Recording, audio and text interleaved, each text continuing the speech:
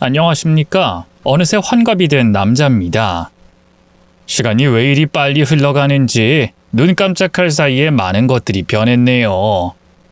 여러분들도 마찬가지겠죠? 저는 이혼 이후 일어났던 사연을 적어보려고 합니다. 가벼운 마음으로 재밌게 들어주세요. 아내와 아들과 딸을 낳고 10년 가까이 살았는데 제 사업이 망하면서 아내가 이혼을 독촉했습니다. 무능하기는. 사업 말아먹고 고작 한다는 게 신문 배달이야? 그리고 식당 청소? 아휴, 이 한심한 인간아. 이렇게 살 바에 이혼하는 게 낫겠어. 여보, 요즘 일자리 얻는 게 쉽지가 않아. 그래도 생활비는 버니까 조금만 기다려줘. 자식들이 커가는데 기다리긴 뭘 기다려? 몇 달째 빌빌거리는 거 보니까 질려버렸어. 그냥 여기서 끝내. 뭐? 당신 지금 하는 말 진심이야? 내가 지금 장난하는 거로 보이냐? 여기서 딱 기다려. 이혼 접수장 얻으러 다녀올 테니까. 아내는 제가 전처럼 돈을 많이 벌지 못하자 이혼을 요구하더군요. 하지만 저는 아들, 딸과 헤어지고 싶지 않아 이혼장을 내밀었을 때 갈기갈기 찢어버렸습니다. 그러자 제가 새벽에 신문 배달하러 간 사이에 아내가 자식들을 데리고 가출했어요. 정말 기가 막힐 노릇이었고 분노 게이지가 머리 끝까지 올랐죠. 그때 당시에는 핸드폰이 없던 시절이어서 집 전화로 아내가 갈 만한 곳을 다 전화해봤는데 아무도 아내를 보지 못했다고 하더군요. 시골 처가에도 찾아가 봤지만 내려온 적이 없다고 했죠. 자식들을 보지 못하니 일이 손에 잡히지 않아 경찰서에 실종 신고를 하고 집에서 전화기만 뚫어져라 보며 하루를 보냈습니다. 며칠 뒤 경찰이 처자식의 위치를 찾았다며 주소를 일러줬는데 어느 고급 아파트였어요. 어떻게 그런 좋은 아파트에서 지내고 있는지 모르겠지만 일단 찾아갔습니다. 현관문이 열리자 제 나이대 남자가 문을 열어주더군요. 누구셔?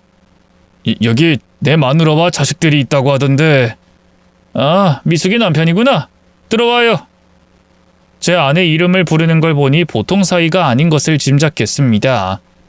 이윽고 거실에서 빨래를 개키는 아내의 모습이 보였고 아들, 딸이 비싼 아이스크림을 먹는 게 보였어요. 당신 애들 데리고 집 나가더니 다른 남자랑 살림 차린 거야? 경찰한테 연락받았어. 실종 신고했다며? 우리 아주 잘 살고 있으니까 이제 그만 떨어져줘. 이혼 도장 찍고 꺼지란 말이야. 저기 식탁 위에 이혼장 있어. 도장 찍고 나가. 뭐라고? 이 뻔뻔한 여편네를 봤나? 당신이 그러고도 사람이야? 바람나서 집 나갈 거면 혼자 나갈 것이지 왜 애들까지 당신 불륜짓에 끼어들게 해? 애들은 내가 데리고 나가겠어. 저 자식이랑 동거를 하든 결혼을 하든 마음대로 하고 애들은 볼 생각하지 마. 웃기고 있네. 당신 능력 있어? 쫄딱 망해서 가진 거 하나 없으면서 애들을 무슨 수로 키울 거야? 내 애인이야 우리 애들 잘 키워준다고 하니까 당신은 그냥 혼자 살아. 그게 애들을 위한 길이라고. 이 여자가 진짜... 내가 가만히 있으니 바보 등신으로 보였니? 안 되겠어. 당신이랑 상간난 당신! 오늘 내 손에 돼지를 준비해! 저는 바로 상간남의 얼굴을 날려버렸고 아내의 뺨을 후려 갈겼습니다. 그러자 아들, 딸이 울면서 제 다리를 깨물더군요. 아이! 연우야, 연경아! 지금 뭐 하는 거니? 아빠 나빠! 왜 엄마랑 새아빠 때리는 건데? 우리 가족 행복한데 왜 방해하러 온 거야? 나가라고! 맞아.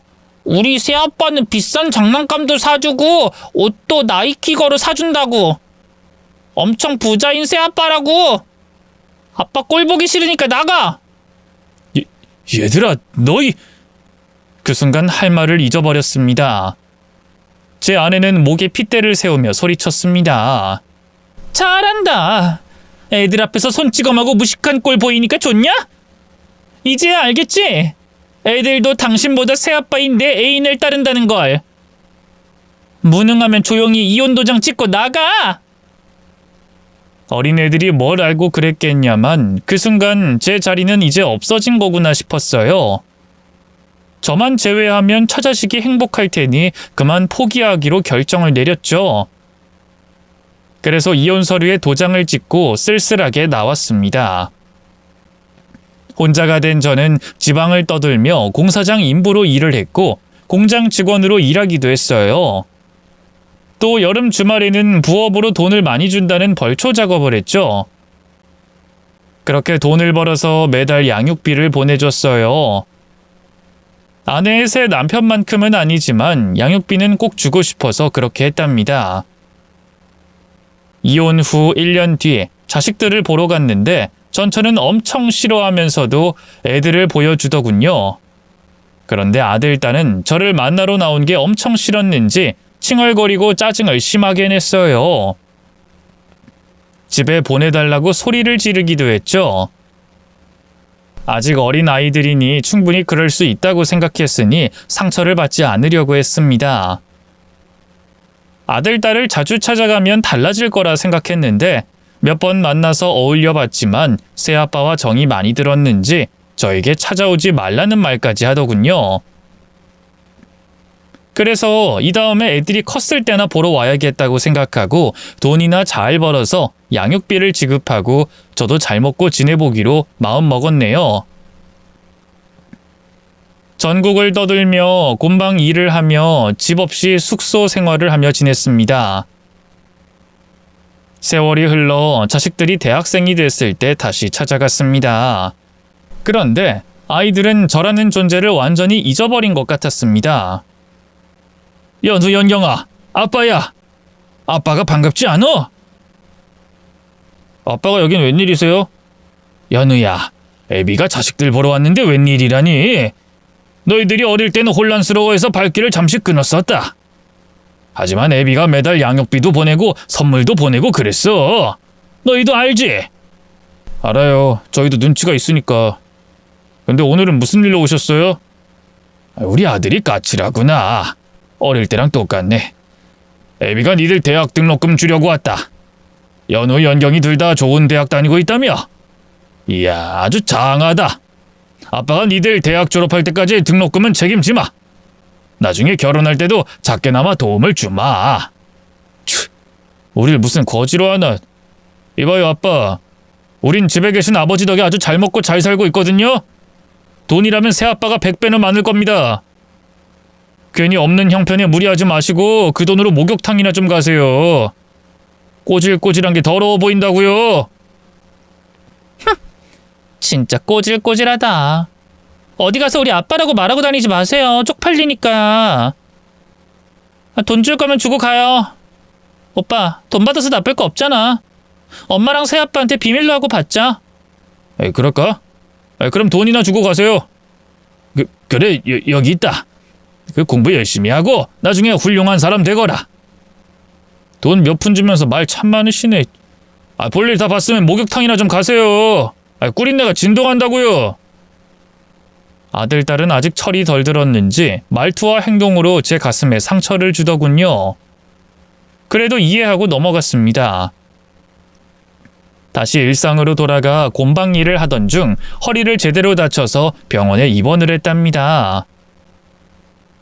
의사 선생님 말씀으로는 디스크가 터졌다며 수술을 받아야 한다고 했어요. 게다가 무리한 노동을 하면 나중에 거동조차 못할 거라고도 했답니다. 허리 수술을 받고 자식들이 보고 싶어 연락했더니 아예 전화를 받지 않더라고요. 핸드폰에 수신 번호가 뜨니 제 연락을 피했던 거죠. 씁쓸하고 가슴 아프지만 어쩌겠어요. 제가 못나서 이혼했고 돈을 못 벌어 새아빠에게 맡겼으니 이 정도 벌은 아무것도 아니라고 생각했습니다. 이후 병원에서 퇴원해 제가 택한 직업은 택시기사였습니다. 물론 운전하는 것도 허리에 무리가 가긴 하지만 세상에 힘들지 않은 일이 어딨겠어요. 저는 운전하는 걸 좋아하니 안성맞춤이라 생각하고 열심히 일했습니다. 5년 동안 무사고로 일했고 모은 돈이 꽤 됐으니 개인 택시를 한 대 마련했답니다. 영업용 택시할 때보다 훨씬 많이 일할 수 있어서 매우 만족하며 일했답니다. 세월은 조금 흘러 아들 나이가 30이 됐을 때 아주 좋은 소식을 접했습니다. 카톡 프로필 사진을 보니 아들이 턱시도를 입고 있었고 결혼 날짜와 장소를 써놨더라고요. 그동안 얼굴을 자주 보지 못해 아쉽고 미안했는데 결혼한다고 하니 감정이 북받쳐 올라 눈물이 앞을 가리더군요. 저는 혼주석에 앉을 순 없지만 아들이 장가가는 모습을 꼭 보고 싶어서 결혼식 날에 몰래 찾아가 맨 뒤에 앉아 구경했습니다. 신랑 입장할 때 아들은 수많은 하객들에게 박수를 받으며 입장했는데 늠름하고 듬직하더군요. 저는 손바닥이 아플 때까지 쉼없이 박수를 보냈습니다. 그리고 신랑 신부 행진할 때 저도 모르게 그만 자리에 일어서서 아들과 며느리를 향해 손을 흔들었답니다. 그러자 아들은 인상을 찌푸리며 외면했습니다.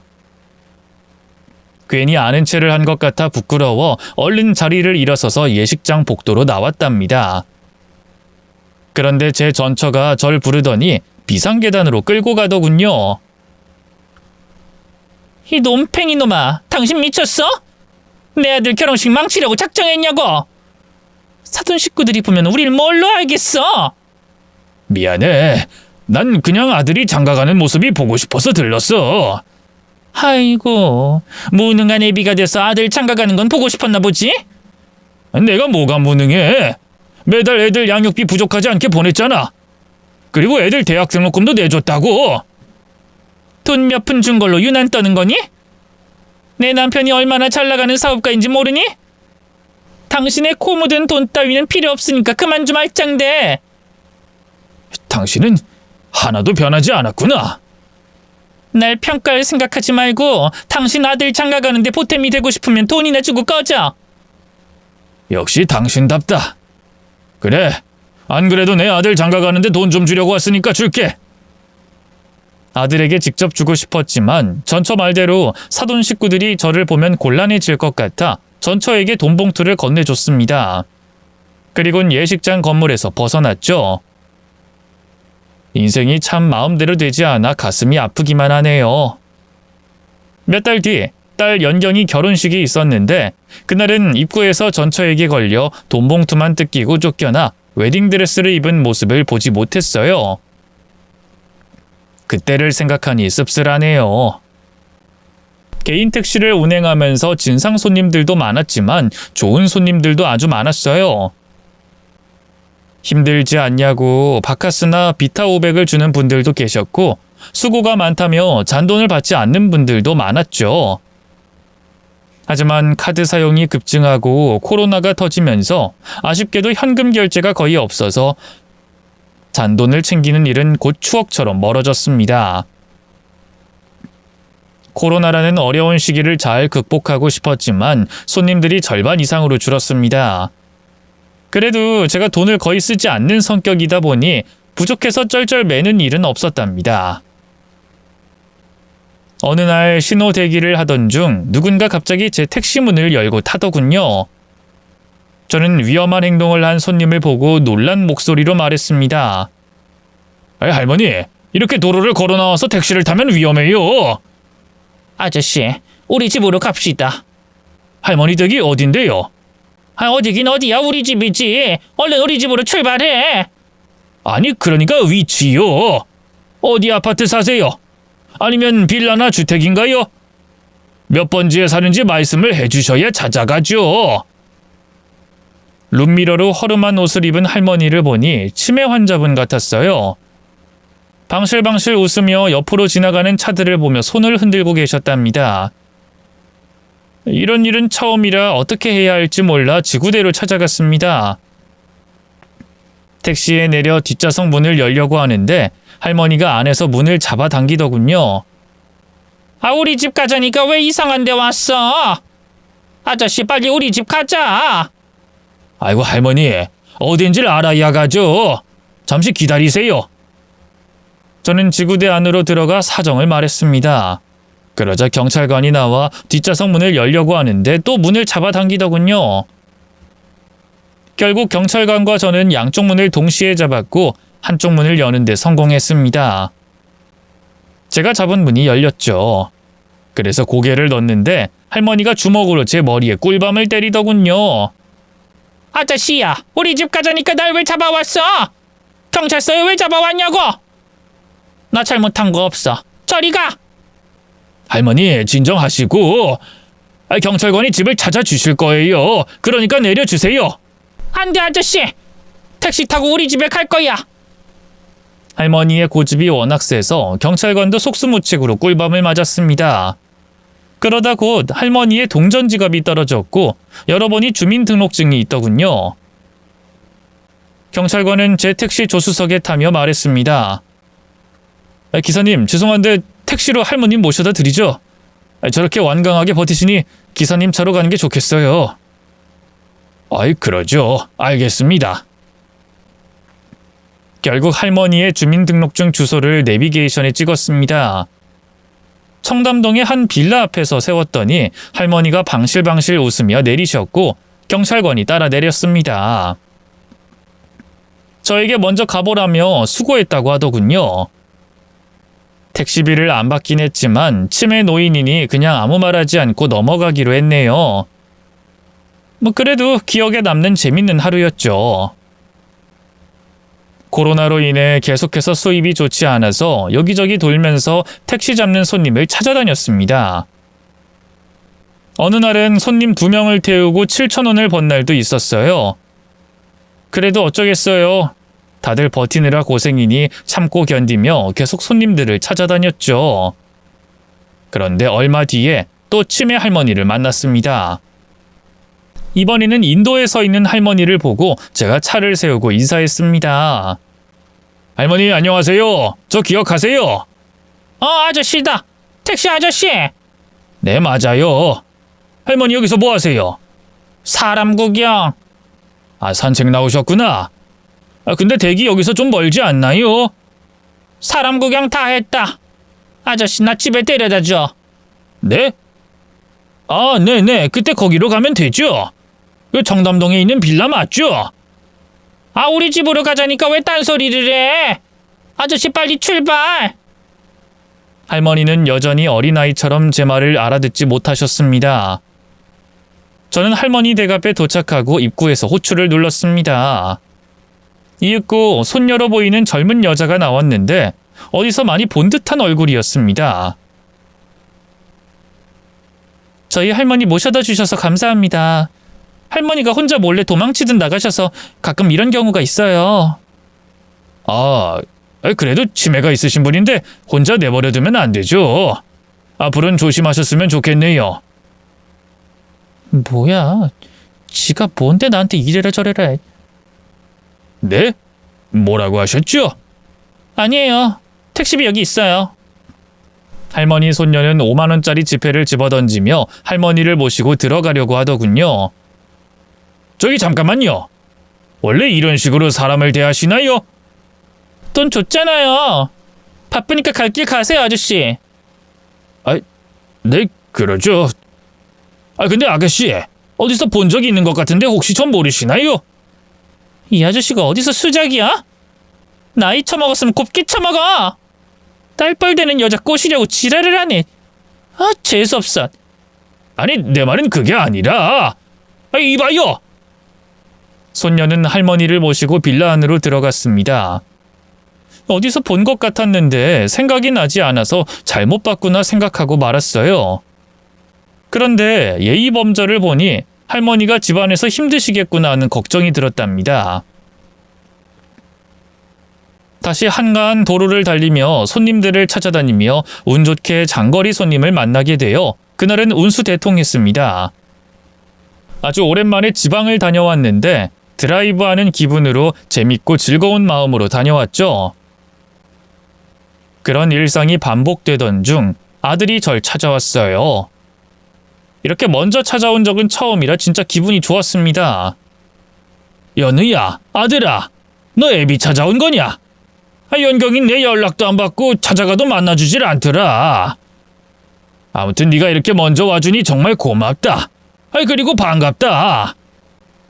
아빠, 요즘 택시 일 어때요? 돈은 벌만해요? 이 녀석이 만나자마자 돈 이야기를 하네. 이리 와서 앉아봐라. 잘생긴 아들 얼굴 구경이나 좀 하게. 너 결혼 생활은 어떠냐? 며느리랑 싸우고 그러진 않지? 아빠가 보통 아빠들과 다르다는 거 알잖아요. 제 아내를 아빠한테 소개시켜 줄 만큼 가까운 사이가 아닌 건 아시죠? 그럼 네 새아버지가 있으니 혼란스럽게 하면 안 되지. 그래, 난 괜찮다. 이렇게 가끔이라도 너랑 연경이 얼굴 보면서 지내기만 해도 좋다고. 그래요, 가끔씩 얼굴 보면서 지내요. 이 녀석, 모처럼 듣기 좋은 말 하는구나. 아빠, 돈 좀 있어요? 내가 사업하는데 조금 힘들어서 도움 좀 받았으면 하는데. 처가에서 돈 주다 말아서 좀 더 필요하거든요. 너 사업하니? 근데 요즘 같은 코로나 시기에 사업이 잘 되는 게 이상한 거지. 그런 잔소리 듣자고 온 게 아니라 돈 좀 있으면 빌려주세요. 네 새아빠 부자잖아. 나보다 훨씬 잘 버는 양반 아니었냐? 몰라요. 엄마가 바람나서 새아빠랑 갈랐었어요. 그래서 우리 연락도 안 받아요. 뭐야? 네 엄마가 바람을 피워? 참나 기가 막히네. 돈 빌려주실 거예요, 말 거예요? 그래, 내 아들이 필요하다면 줘야지. 얼마면 되겠냐? 2장만 주세요. 크게 바라지 않고 딱 2장이요. 그렇게나 많이? 좋다. 내가 모아둔 통장 있으니 이걸 바로 내어주마. 자. 아들은 통장을 열어보더니 피식 웃더군요. 2장이라고 했더니 2천만 원으로 들으셨나봐요. 아빠, 제가 고작 2천 빌리러 왔겠어요? 2억 달라고요, 2억. 돈 없어요? 2억이나? 연우야, 애비가 택시기사인데 그만한 돈이 어딨니? 짜증나. 내가 이런 푼돈 받으러 찾아오다니. 됐어요. 이거 아빠 밥값이나 하세요. 벼룩의 간을 빼먹을 생각은 없습니다. 뭐야? 연우야, 너 왜 이렇게 까칠하고 냉정하게 군니? 애비가 잘나지 않은 건 알지만 이렇게 무시당할 정도로 너희에게 못한 건 아니잖니? 내가 너희를 키우려고 했는데 니들이 엄마랑 새아빠를 선택한 거잖아. 또 매달 양육비도 빠지지 않고 보내줬고 대학 등록금도 줬다. 네 결혼식 땐 네 엄마한테 돈 봉투도 전달했다고. 그거 좀 해줬다고 생색내는 거예요? 참, 아빠답네요. 그래요, 그동안 돈 보내주셔서 아주 감사합니다. 됐죠? 재수없어. 괜히 헛걸음했네. 에이씨. 얘는 너 지금 뭐라고 했냐? 당장 사과해라. 애비가 아무리 못났어도 그렇게 욕을 하는 건 잘못된 거야. 결혼까지 한 녀석이 그렇게밖에 말을 못하냐? 됐어요. 양육비로 평생 우려먹으려나 본데 당신은 우리한테 아무것도 아니에요. 필요 없는 존재라고요. 저는 화도 났지만 가슴이 너무 아파서 바닥에 엎드렸습니다. 여는 너 정말 못됐구나. 애비한테 그런 말을. 아주 쇼를 하고 있네. 앞으로 볼 일 없으니까 2천만 원 가지고 남은 인생 즐기면서 잘 사셔. 아들은 그렇게 마지막 막말을 내뱉더니 나가더군요. 그 일 이후로 상처가 깊어져서 하루하루가 우울했습니다. 제 지난날을 돌아보면서 얼마나 부족한 가장이었는지 떠올려봤답니다. 처자식 입장에서는 부유하게 살다가 하루아침에 가난하게 됐으니 충격이 컸을지도 모른다는 생각이 들었고 나중에는 이해가 되더군요. 하지만 아들이 저에게 막말한 건 도저히 이해할 수 없었습니다. 나중에 아들이 정신 차리고 사과하러 올 때까지 억지로 만나려고 찾아가지도 않을 것이고 연락도 하지 않기로 결심했습니다. 그러던 어느 일요일 아주 화창한 날씨에 택시를 끌고 나갔는데 운 좋게 바로 손님을 태우고 멀리 있는 대공원까지 운전했습니다. 저는 차를 돌려서 나가려고 하다가 이왕 멀리까지 나왔으니 나무와 꽃 구경이나 할 겸 차에서 내려 바람을 쐬기로 했어요. 500m 정도 걸었더니 엄청 시원했고 꽃향기도 좋았습니다.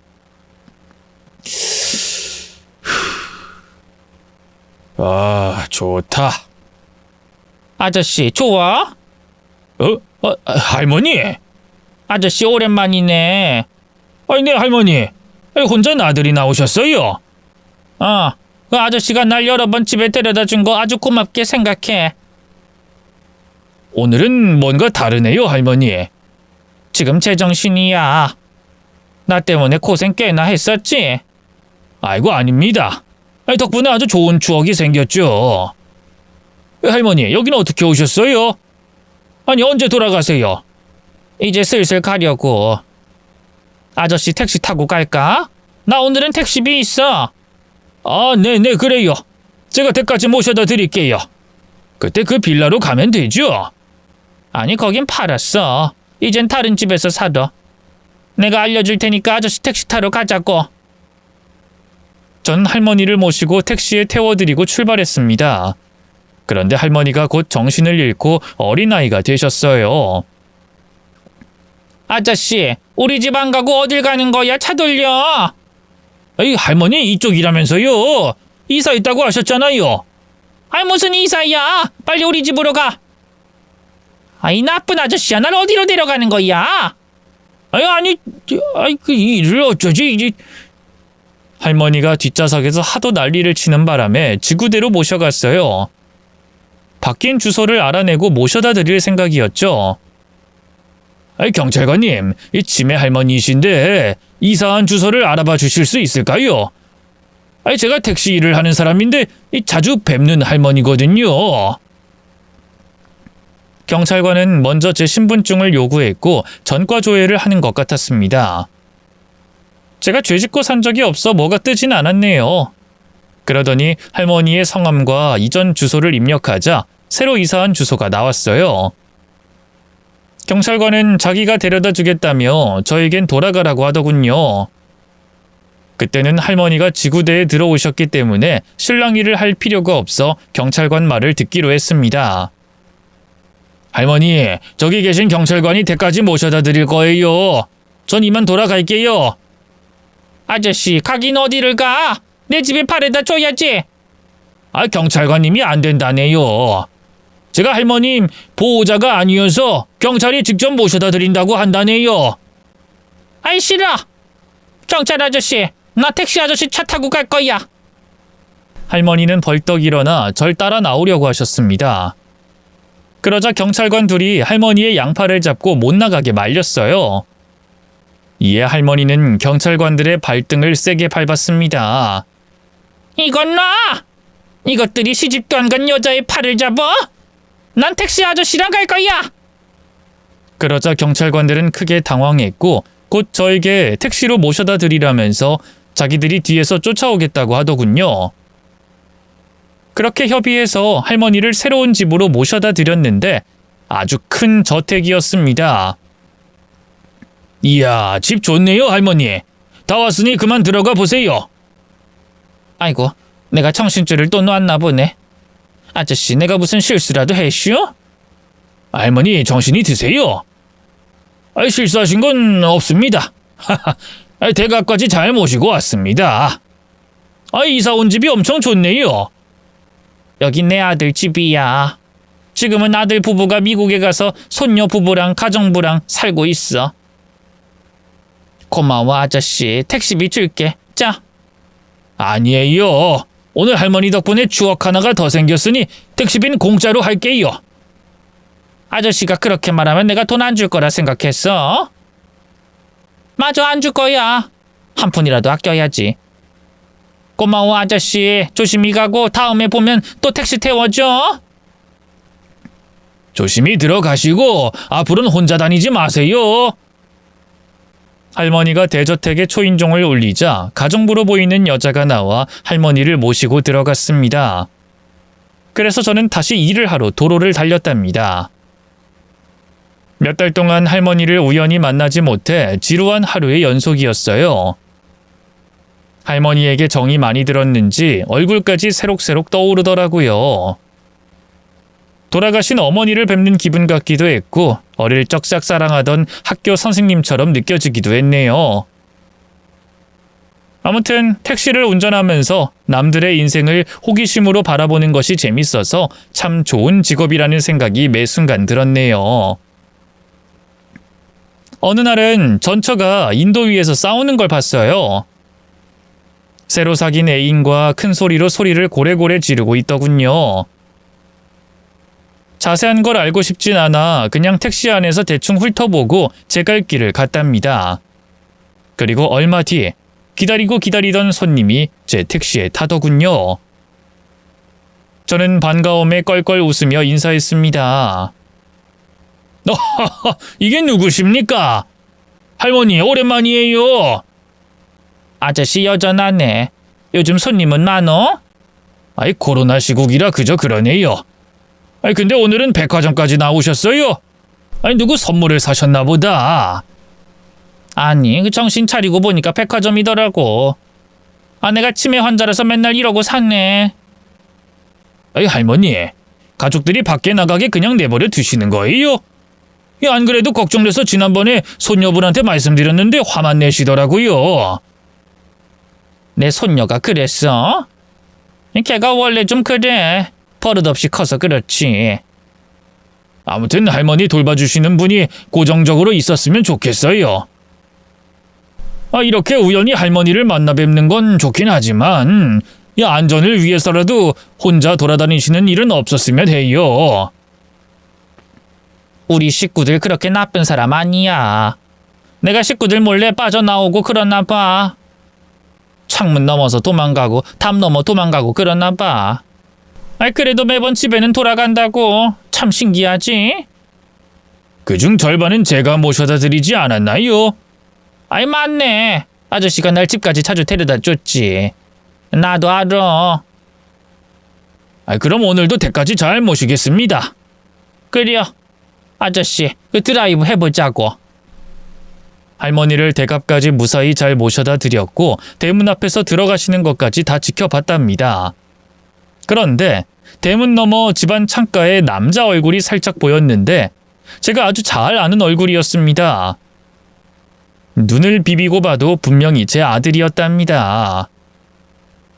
할머니와 저는 사돈 관계였던 겁니다. 할머니 손녀를 어디서 본 것 같다고 한 것이 알고 보니 결혼식장에서 본 며느리였던 겁니다. 웨딩드레스를 입은 모습만 봤으니 못 알아본 거죠.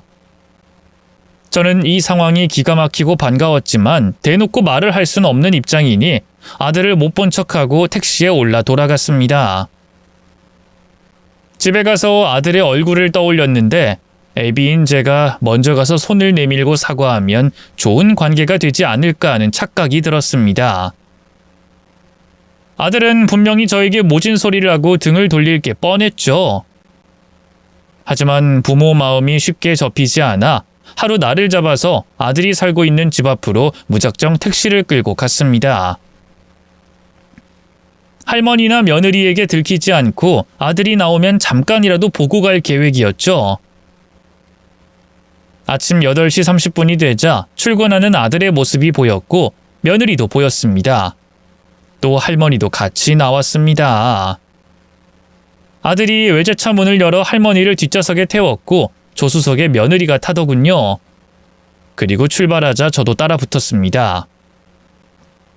30분을 달린 아들은 산동네 골목까지 들어가더군요. 회사가 이런 곳에 있을 리가 없는데 참 이상했죠. 잠시 후 언덕을 2번 넘고 허름한 동네에 멈춰선 아들은 뒷좌석 문을 열고 할머니를 끌어내리더군요. 창문을 열고 있어서 아들의 목소리가 들렸습니다. 내려 이 노친네야! 그리고 제발 집 좀 찾아오지 말고 사라져버려! 이씨. 나 집에 갈래. 나 버리지 마라. 노친네가 즐기기도 엄청 즐기네. 이씨.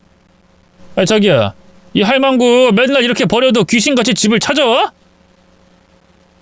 자기야, 오늘은 여기다 버릴까? 그렇게 해. 가끔 이렇게 버리다 보면 언젠가 객사하든 사고사로 끝나겠지. 내가 할머니 유산 받으려고 별짓을 다 한다. 요양원에 버리면 안 돼? 미국에 있는 우리 부모님이 알면 바로 찾아와서 난리칠걸? 할머니 유산 빨리 받으려면 이 방법이 최선이야.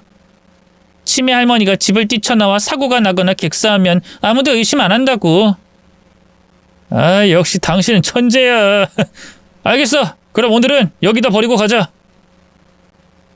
할머니, 제발 사고 좀 나서 집에 오지 마. 우리 갈게. 아들과 며느리가 나누는 대화는 충격적이었습니다.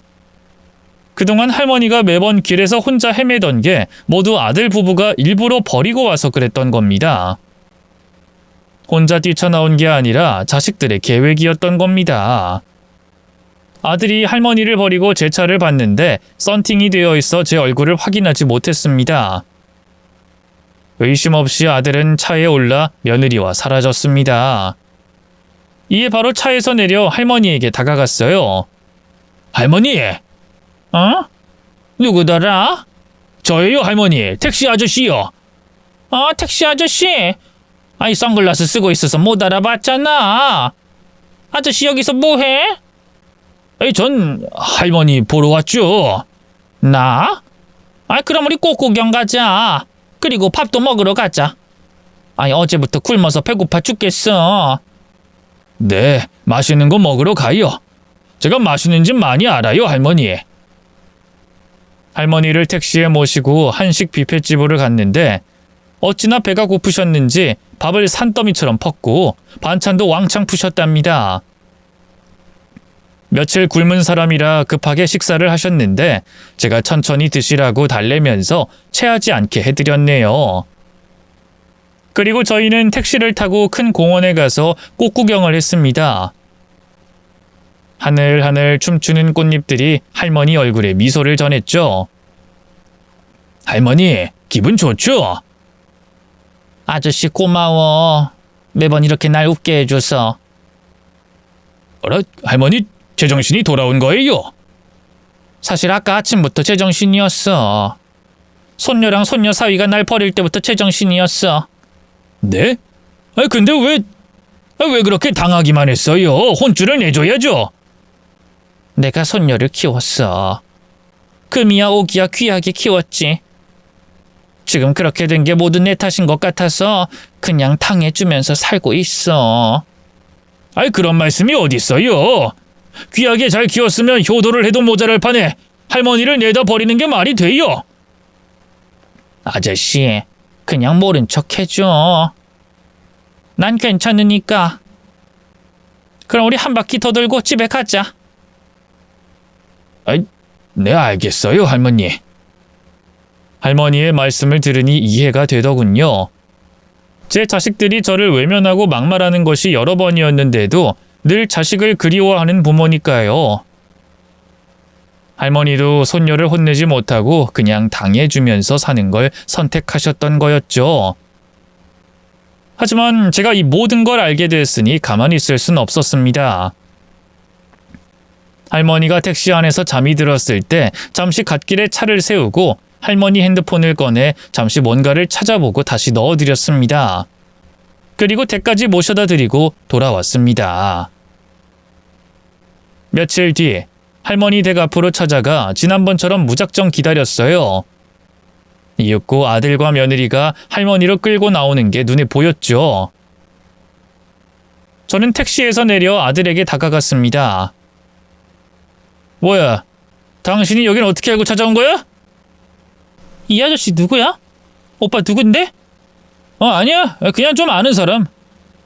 아들은 역시나 절 부끄러워하더군요. 저야 그런 취급을 받아도 상관없으니 할머니에 대해 말을 하고 아들의 멱살을 잡았습니다. 니놈들이 할머니를 자주 밖에다 버리고 오지? 내가 다 알고 있다, 이 나쁜 자식아. 뭐야? 당신이 그걸 어떻게 알아? 오늘은 니들 뜻대로 안 될 거다. 당장 집으로 들어가. 할머니, 얼른 집으로 들어가요. 아저씨 지금 뭐 하는 거야?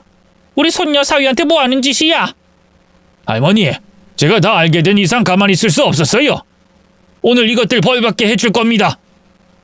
이놈 내 아들이에요. 이혼하고 애 엄마가 키워서 제가 애비 자격이 없지만 그래도 애비입니다.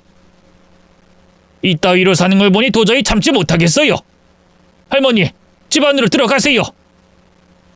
아저씨가 그럼 내 사돈이란 말이야? 네, 할머니. 저도 얼마 전에 알았습니다. 아무튼 이것들이 할머니를 내다버리고 사고 나게 하려는 권모술수 따위는 더는 하지 못할 겁니다.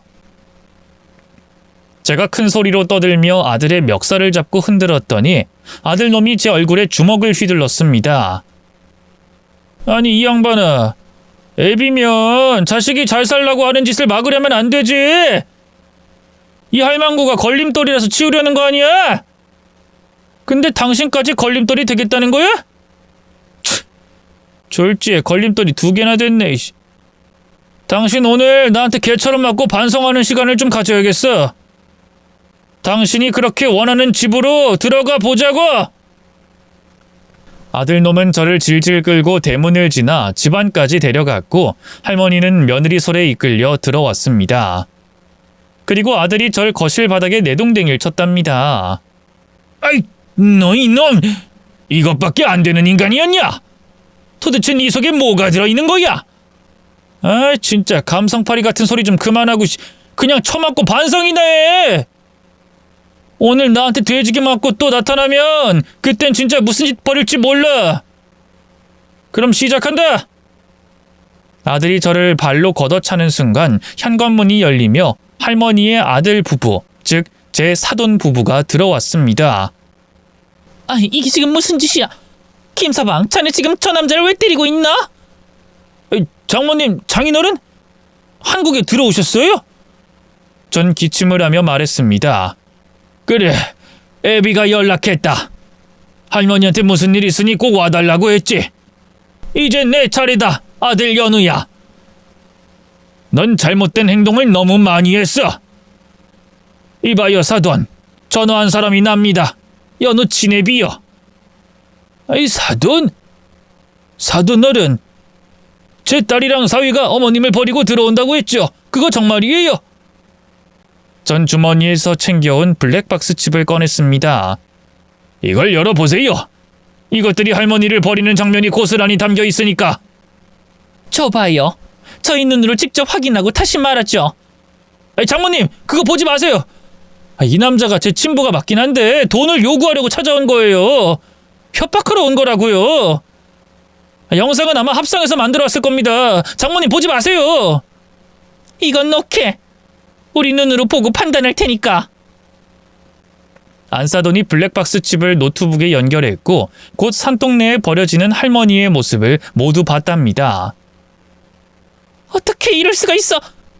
박쌤이, 김서방, 사람이 어떻게 이런 짓을 할 수가 있어?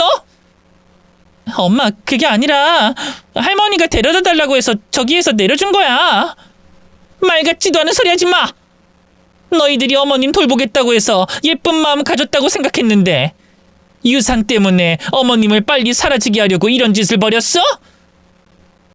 니들은 사람도 아니야. 박쌤이, 김서방, 니들은 오늘부로 우리 집안 식구가 아니야.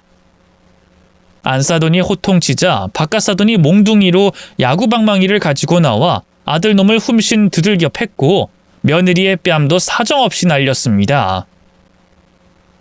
제가 맞은 것 이상으로 엄청나게 혼을 내주더군요. 이윽고 이제 완전히 끝난 것이라는 걸 깨달은 아들과 며느리가 바로 무릎부터 꿇더군요.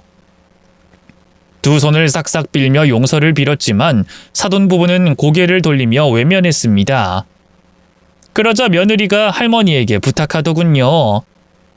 할머니, 할머니가 말 좀 해줘. 나랑 남편 쫓아내지 말라고. 어? 저는 할머니가 용서해 줄까봐 걱정이었는데 차가운 눈으로 며느리와 아들을 쏘아보더군요. 에이, 여기까지 와버렸네. 이젠 나도 지친다. 너희랑 같이 못 살겠다. 내 유산 탐내는 것까진 이해하지만 날 버리고 해치려고 하는 행동에 질려버렸어. 내 아들과 며느리 말대로 너희는 이제 우리 집안 사람 아니다. 그만 나가라. 할머니! 감히 내 말을 무시해? 그러고도 내 할머니라고 할 수 있어? 그러자 할머니가 손녀에게 따귀를 세게 날렸습니다. 이제 너랑 사는 거 그만둔다고 했다. 내 집에서 당장 나가! 할머니, 이렇게 나오기야? 손녀딸이 길바닥에 나앉으면 좋겠어? 그래, 고생 좀 하고 정신 차렸으면 좋겠다. 그리고 손녀 사위, 자네는 친부한테 이런 짓 해도 되는 건가? 어디 할 짓이 없어서 부친에게 손찌검에. 둘이 아주 똑같구만. 사돈 부부가 제 아들 사업장에 투자를 해줬는데 그 돈을 모두 돌려받겠다고 했고 며느리에게는 카드를 모두 압수했습니다.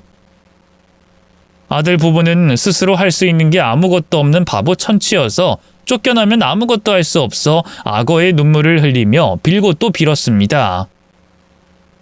장모님, 장인어른, 그리고 할머니, 제가 죽을 죄를 지었습니다. 정말 죄송합니다. 용서해 주세요. 손녀 사위, 자넨 상상 이상으로 무서운 인간이더구만. 저 착한 아비에게 어떻게 그런 짓을 할 수가 있나? 저번엔 친아버지지만 저희 키우질 않았어요. 내가 다 들었어. 사업 망한 가장을 버리고 딴 살림 차려서 살아온 것을. 그리고 택시 아저씨가 양육비도 주고 대학 등록금도 대줬다며. 또 찾아가서 아비 노릇하려고 하면 외면하고 무시했잖아. 자네나 내 손녀나 똑같은 것들이야. 벌받고 반성을 해야 인간이 될 거라고. 애비애미야, 이것들 내 눈앞에서 치워버려라. 더는 멍청하게 당하고 살지 않겠어. 할머니는 그동안 꾹꾹 눌러왔던 감정을 모두 쏟아냈습니다. 아들과 며느리는 사돈의 운전기사와 경호원에게 질질 끌려 퇴장했답니다. 그리고 저는 할머니께 죄송하다는 말을 건넸어요. 할머니, 죄송합니다. 이 아비 자격이 없는 제가 나서서 큰일을 저질렀네요. 아저씨, 난 아저씨가 도와주지 않았더라면 오늘처럼 큰 소리 내지 못했을 거야. 아저씨가 나한테 용기를 준 거라고. 할머니, 고맙습니다. 저와 할머니는 마주보고 활짝 웃었습니다. 그러자 바깥사돈이 저에게 악수를 청하더군요. 이렇게 첫 만남에서 안타깝지만 반갑습니다. 저희 어머니를 잘 챙겨주신 분이라면서요. 아이고, 챙겨주긴요. 그냥 친구 같은 사이입니다. 가끔 제 택시로 모셔다 드리는 정도의 친분이에요. 저희 어머니가 칭찬하시는 분이면 정말 좋은 분이 맞습니다. 그리고 사돈 아니었으면 저희는 미국에서 아무것도 모른 채로 계속 살았을 겁니다. 사돈, 진심으로 감사합니다. 그렇게 말씀해 주시니 제가 잘못한 건 아닌 것 같군요. 감사합니다. 사돈, 괜찮으시다면 제가 사례를 해드리고 싶습니다. 사례요? 아니요, 괜찮습니다.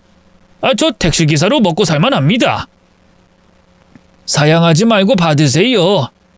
그리고 코로나 시국이라 힘드실 거 아닙니까? 마음이라 생각하시고 받아주세요. 아저씨, 받아도 돼. 내 아들 돈이 곧 내 돈이야. 다 내가 벌어서 키워서 저렇게 사람 만들어 놨다고. 할머니도 참. 그래요, 받겠습니다. 나중에 좋은 곳에 쓸게요. 대신 조건이 있습니다. 조건이요? 저희가 이제 이 집에서 살 텐데 자주 저희 어머니와 어울려 주셨으면 합니다. 어머니가 이렇게 좋아하시는 분이니 계속 인연을 이어가 주세요. 그런 거라면 얼마든지 가능합니다. 할머니와 매일 드라이브도 하고 꽃 구경도 하고 사람 구경도 하면서 잘 놀아보겠습니다. 고맙습니다, 사돈. 그럼 약속했으니 살해하겠습니다. 바깥사돈은 그날 은행에 가서 저에게 10억의 돈을 입금했습니다. 저는 금액이 너무 커서 돌려주려고 했는데 할머니가 그냥 받아도 되니 부담 갖지 말라고 하더군요. 아저씨, 그 정도 돈은 받아도 돼. 그동안 치매 노인네 상대하느라 고생 많았잖아. 고생이라뇨. 할머니는 저한테 멋진 친구예요. 그래요? 그럼 우리 드라이브나 하러 갔지. 오늘부터 맨날 나랑 놀아주겠나? 네, 할머니, 가시죠. 사돈, 다녀오겠습니다. 저와 할머니는 매일 택시를 타고 한두 시간씩 드라이브도 하고 나들이도 다녀왔습니다. 우연으로 만나 인연이 되어 아주 좋은 친구 사이가 됐죠. 얼마 뒤 제가 큰 돈을 받은 걸 어떻게 알았는지 전처가 찾아왔더군요. 정말 웃겨서 환장할 것 같았습니다. 여보, 자기 지금 싱글이지? 나도 지금 싱글이야. 우리 재결합하는 거 어때? 뭐? 당신 지금 그걸 말이라고 하는 거야? 말이 안 될 건 뭐야? 여보, 우리 나이도 먹을 만큼 먹었으니 같이 노년 보냅시다. 내가 미쳤어? 당신 때문에 자식들이 어떻게 됐는지 봐! 그게 내 탓인가? 아무튼 우리 둘이 다시 합치면 좋을 것 같은데. 여보, 나 보고 싶지 않았어? 이 멍청한 아줌마야. 내가 머리에 총 맞았냐? 당신이랑 재결합을 하느니 접신물에 코 박고 돼지고 말겠다. 아니, 이 논팽이가 돈 좀 쥐었다고 태도가 거만하네. 야, 재결합이 싫으면 돈 좀 줘. 내가 혼자 자식들 키웠으니 수고비라도 주라고. 자식들 교육을 개판으로 해놓고선 돈 달라고? 나도 잘한 건 없지만 당신은 더더욱 잘못했어. 당신 돈 없이 알거지가 됐다고 했지? 그래, 잘 됐다. 남은 노년 추하게 보내봐. 여보, 가지마. 돈이라도 주고 가, 여보. 전처와 상종하고 싶지 않아 할 말만 하고 등을 돌렸습니다.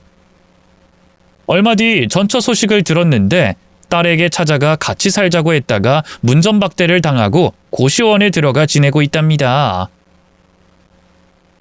한편 제 아들과 며느리는 밖에 나가서 고생을 얼마나 한진 모르겠으나 둘이 반지하에 방을 얻고 산다고 하네요. 아들은 취직을 못하고 알바를 전전긍긍하며 지냈고 며느리는 한밭집에서 조리 보조로 일하고 있답니다. 두 사람이 고생을 해서 그동안 잘못을 뉘우치고 교화되어 새 사람이 되면 좋겠네요. 물론 사람은 고쳐 쓰는 것이 아니라고 하지만 달라졌으면 좋겠네요. 저는 가족이 없다 생각하고 아들, 딸 모두 평생 보지 않고 살 작정입니다. 이젠 건널 수 없는 강을 건넌 것 같아 과감하게 손절하기로 했답니다. 여러분들의 자녀는 어떠신가요? 자식 때문에 힘든 날을 보낸 모든 부모님들이 제 사연으로 조금이나마 위로와 격려가 됐으면 하는 바람입니다. 그럼 전 물러가겠습니다. 안녕히 계세요.